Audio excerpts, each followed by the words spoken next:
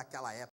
A palavra de Deus diz que disse o Senhor a Moisés: ajunta 70 homens dos anciãos de Israel, tu os trarás à tenda onde permanecerão contigo.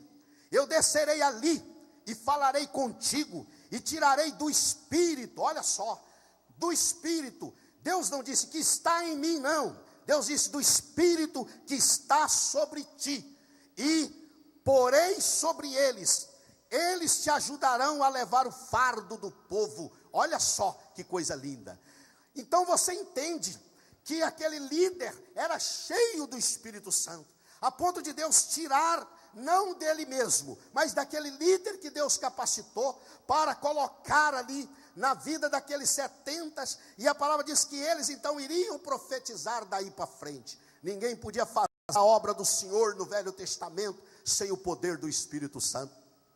O rei Davi, em 1 Samuel capítulo 16, versículo 13, nós vemos, diz a palavra, que o Espírito do Senhor se apoderou de Davi, e desde aquele dia que o Espírito do Senhor se apoderou dele, começou a acontecer algumas coisas na vida dele. Quais eram as coisas que começaram a acontecer? Davi era cheio do Espírito Santo, até para cantar, preste atenção nisso, até para tocar, até para pregar a palavra, tem que ser cheio do Espírito Santo.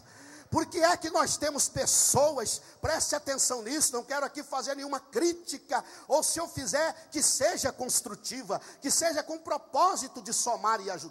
Mas às vezes a gente participa, queridos, de cada louvor, anêmico, doente, fraco, não tem fogo, né? E daí é impressionante, às vezes a gente ouve algumas coisas, e eu quero dizer para você, que até para cantar, o Espírito do Senhor se apoderava de Davi, e quando ele começava a cantar, ele não cantava da boca para fora, ele cantava com seu espírito avivado, ele cantava com desejo na alma, né? Ele cantava, por que que ele cantava com muita aspiração, com muita vontade, com muita motivação? Porque ele não estava cantando para qualquer um, ele estava cantando para aquele que tudo sabe, que tudo pode e tudo conhece. Ele estava cantando para o Rei da Glória, por isso ele fazia com veemência, ele fazia cheio do Espírito Santo. Aí a Bíblia diz aqui, que Davi desde aquele dia, Davi era cheio do Espírito, até para cantar, para tocar a sua harpa e para louvar o Senhor. Quando nós somos cheios do Espírito para louvar o Senhor, escute isso com atenção, quando nós estamos cheios do Espírito Santo para louvar o Senhor, o nosso louvor, ele atravessa o primeiro céu, ele atravessa o segundo céu, ele atravessa o terceiro céu, e chega diante do trono de Deus com muita veemência. Por quê? Porque você está fazendo cheio do Espírito Santo. Mas eu quero que você entenda que na igreja do Novo Testamento, esta promessa, ela se concretizou-se no dia de Pentecostes. Vamos ver o relato bíblico. Estavam todos reunidos no mesmo lugar, e de repente veio do céu um som. A Bíblia deixa bem clara que veio do céu um som, como de um vento impetuoso. E aquele som encheu toda a casa em que estavam assentados.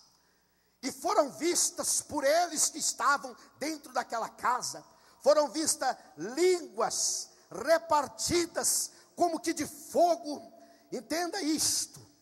E a Bíblia diz que esta língua que foram vistas como que de fogo, as quais estavam pousando sobre cada um deles, e todos foram cheios do Espírito Santo e começaram a falar noutras línguas, conforme o Espírito Santo lhes concedesse que falasse.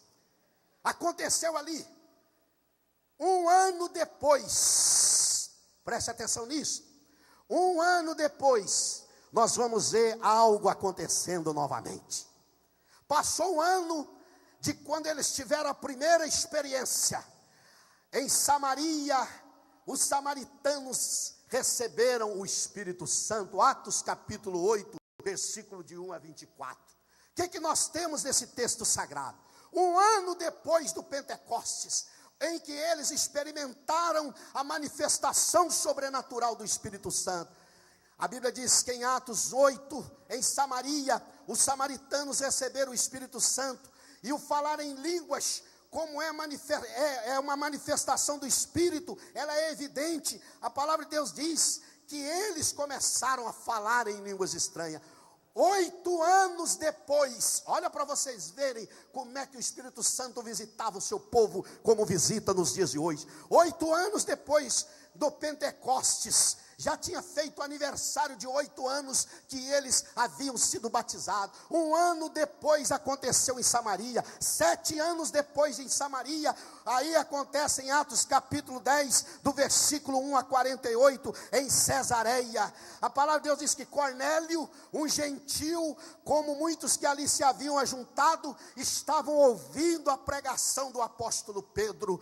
E quando diz o texto sagrado, que aí caiu o Espírito Santo sobre ele, e todos quanto tinham vindo ver Pedro pregar, ficaram maravilhados, de que o dom do Espírito Santo se derramou sobre todos os gentios que estavam ali, e eles foram batizados, porque ouviram falar línguas estranhas, começaram a magnificar a Deus com outras línguas.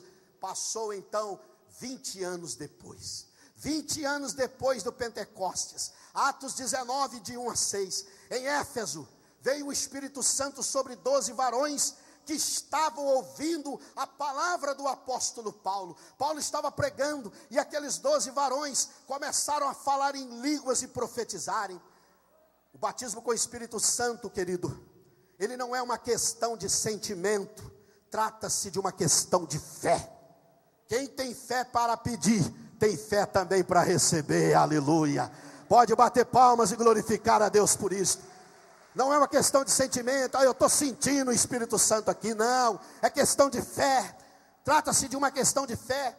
Uma pessoa batizada com o Espírito Santo, ela torna-se um grande guerreiro na causa de Deus aqui na terra. No texto de Gênesis, nós lemos Noé fazendo uma pomba fazer 3 viagens. Você deve ter pensado, por que é que o pastor Carlos leu em Gênesis, aqui falando de uma pomba fazendo 3 viagens? No versículo 9, a pomba ela faz a sua primeira viagem, e segundo a Bíblia, ela não achou repouso para a planta do seu pé e voltou logo à arca. No versículo 10 e 11, Noé esperou 7 dias e soltou a mesma pomba. Como é que o senhor pode dizer que é a mesma pomba? É claro que era um casal de cada animal que estava na arca. Não tinha 2 casais de pomba. E soltou a mesma pomba, e lá vai a pomba na sua segunda viagem. Ela sai de manhã e volta na hora do crepúsculo, 17h30 às 18 horas. Quando ela voltou da sua segunda viagem, ela trouxe no bico uma folha de oliveira, que era sinal de terra, sinal de que já havia vegetação, sinal de que já havia planta, inclusive com folha. E no versículo 12, Noé espera mais 7 dias e solta a pomba para fazer a sua viagem. E diz o texto sagrado que ela não volta mais. Quem sabe, aleluia, quem não sabe vai saber agora. Nenhuma outra ave representa tão bem o Espírito Santo como a pomba. Segundo a ornitologia, que é a ciência que cuida das aves, a única ave que não tem fel, você pode abrir uma pomba no meio, como você abre um frango. Você vai ver ligado ao fígado do frango o fel. Fel é sinônimo de amargura. O fel, quando ele estoura, ele põe a perder toda a parte da carne. Ninguém consegue comer. Mas a pomba é a única ave que não tem fel, que nós chamamos em nós de vesícula biliar. Está entendendo? Fel é aquela peça que amarga toda a carne de um animal ou uma vez ferida. E a única ave que não tem fel é a pomba. E eu comecei a perguntar por que é isto. E Deus pode ser claro, dizendo que o Espírito Santo não é espírito de amargura, não é espírito de amargura, né? Não tem amargura nenhuma, ele não se amarga de maneira nenhuma, entra ano, sai ano, ele é